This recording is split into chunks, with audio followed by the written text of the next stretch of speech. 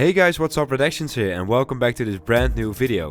Today we're back at Karting Genk to prepare for the B&L karting series, which is our main focus for this year. The B&L is basically the same as the European Championship, but just cheaper to compete in and closer to our home, with 3 of the 5 races being held right here at Karting Genk. It was very cold that day, and that means that you have to very carefully warm up the tires and especially the engine. And the best way to do that is to cover your radiator with one hand. This will help the engine warm up faster by restricting the amount of cold air it takes in. And also it makes you look kinda cool.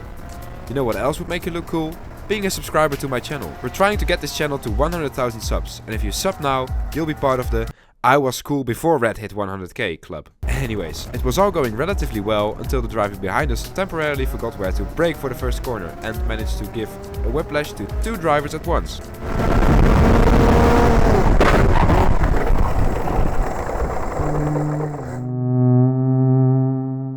By the way guys, remember the last time we went testing? That day we focused purely on my driving style. Well, today was no different. Again, it was my main focus to be smooth and to countersteer as little times as possible, as every time you countersteer, you lose speed. And especially at a track like Genk, this is super important. After practicing for a couple of laps, I decided to test something.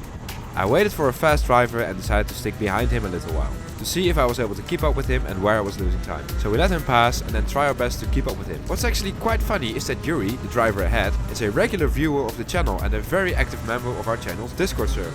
And just an awesome guy. Speaking of our Discord server, it's cool, you should join it too. We have over 1600 kart drivers from all over the world together in an active community talking about things like setup, helping people, but we also just generally chill and talk about silly stuff. Feel free to join, the link is in the description. A lap later we catch up to a new driver in our class, who understandably is not quite on the pace yet.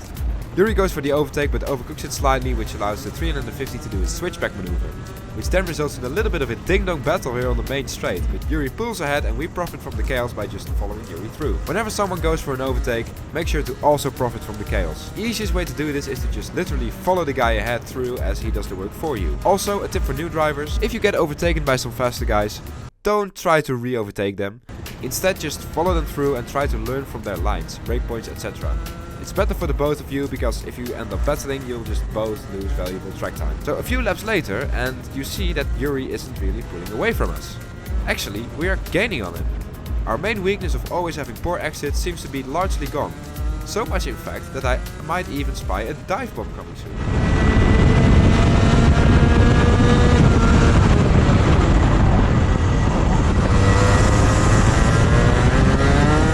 So an overtake is cool and all, but actually staying ahead with one of the fastest drivers around Genk is something completely different. But we're ahead now, and we stayed ahead until the end of the session.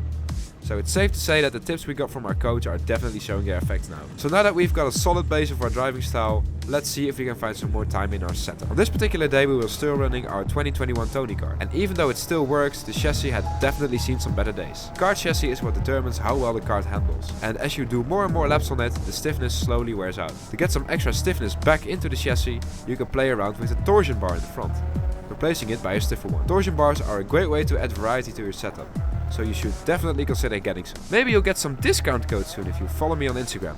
So yeah, hint hint. Keep an eye out on my page. So I came into the pits, but then I realized that the stiffer torsion bar was still in our van. So I got out of the kart, I quickly went to grab it from our van from one of the cases, then get back on the electric scooter, race back, put it in the cart, and off we went again. And actually, it worked really well. So well in fact that in the last session of the day, we managed to do an incredible stint. In this stint we were just pushing out consistent and fast and smooth laps. Let's ride on board for one lap at Karting Genk, at one of the most smooth and tidy laps I have ever done.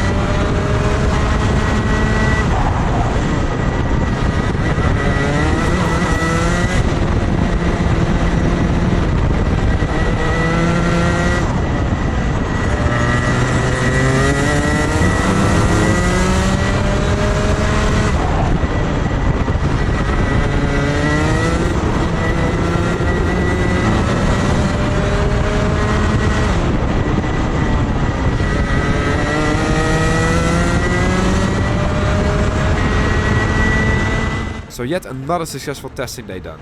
The first race of the season is getting closer and closer and I feel more prepared than I've ever been. Thank you guys for watching and I'll see you all in the next video. Peace.